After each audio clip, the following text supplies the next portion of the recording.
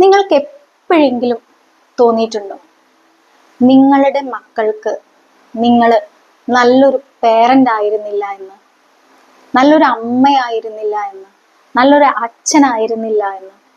നിങ്ങൾക്ക് നിങ്ങളുടെ മകളെ അറിയാൻ, അവരെന്തായിരുന്നു എന്നറിയാൻ നിങ്ങൾക്ക് സാധിച്ചിട്ടുണ്ട് എന്ന്, അല്ലെങ്കിൽ സാധിച്ചിട്ടില്ല എന്ന് എപ്പോഴെങ്കിലും തോന്നിയിട്ടുണ്ടോ?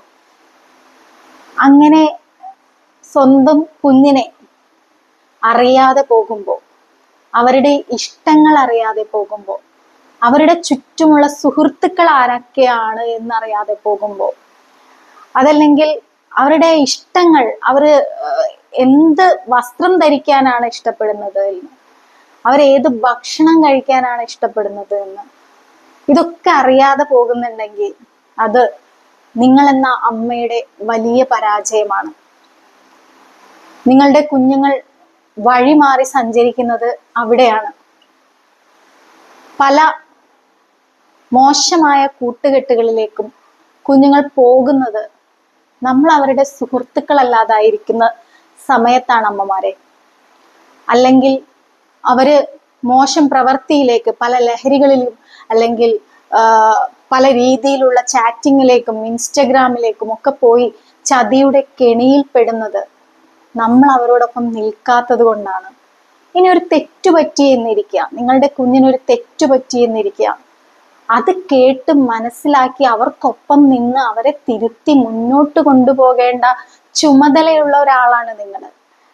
തെറ്റു പറ്റുമ്പോൾ അങ്ങേയറ്റം ദേഷ്യം പിടിച്ച് മാറ്റി നിർത്തി വഴക്ക് പറഞ്ഞ് അവരെ ഏറ്റവും ദുഃഖത്തിന്റെ ആഴത്തിലേക്ക് ഇറക്കി വിടുമ്പോൾ നിങ്ങൾ ചെയ്യുന്നത് നിങ്ങളോട് തുറന്നു പറയുന്ന ഒരു കുഞ്ഞിനെ ഇല്ലാതാക്കുകയാണ്.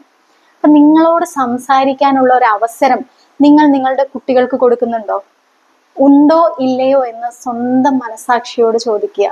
നിങ്ങൾ അവസരം കൊടുക്കുക നിങ്ങളുടെ കുട്ടികൾക്ക്. അത് എത്ര വലിയ കുട്ടിയാവട്ടെ, ചെറിയ കുട്ടികൾ മുതൽ വലിയ കുട്ടികൾ വരെ ആവട്ടെ, നിങ്ങൾ അവസരം കൊടുക്കുക അവർക്ക് നിങ്ങളോട് സംസാരിക്കാൻ. അവരൊരു മറയുമില്ലാതെ നിങ്ങളോട് സംസാരിക്കും. അവരുടെ ഏത് കാര്യവും നിങ്ങളോട് ഷെയർ ചെയ്യും.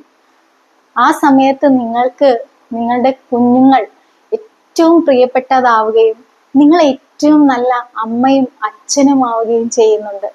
അതിലൂടെ ഈ സമൂഹത്തിന് നല്ലൊരു തലമുറയെ ലഭിക്കുന്നുണ്ട്. ചിന്തിക്കാനും ആഗ്രഹിക്കാനും പ്രതീക്ഷിക്കാനും ഒക്കെ അറിയുന്ന കുറേ കുട്ടികൾ ഇവിടെ വളർന്ന് വലുതായി ഒരു പ്രതീക്ഷയുടെ അല്ലെങ്കിൽ ആഗ്രഹത്തിന്റെ ഒക്കെ ഒരു പൂമരങ്ങളായിട്ട് മാറുന്നുണ്ട്. അതിനു വേണ്ടി ഒന്ന് ശ്രമിച്ചു നോക്കിക്കൂടെ? തിരക്കുണ്ടാവാം, പക്ഷെ ആ തിരക്കിലും അല്ലെങ്കിൽ നിങ്ങൾക്ക് ബുദ്ധിമുട്ടുകൾ ഉണ്ടാവാം, പ്രയാസങ്ങൾ ഉണ്ടാവും. പക്ഷെ നിങ്ങളുടെ കുഞ്ഞല്ലേ, നിങ്ങളുടെ കുഞ്ഞിനെ കേൾക്കാൻ, അറിയാൻ, അവർക്കൊപ്പം നിൽക്കാൻ നിങ്ങൾ സമയം കണ്ടെത്തിയിട്ടില്ലെങ്കിൽ പിന്നെ ആരാണ് അവർക്കൊപ്പം നിൽക്കുക?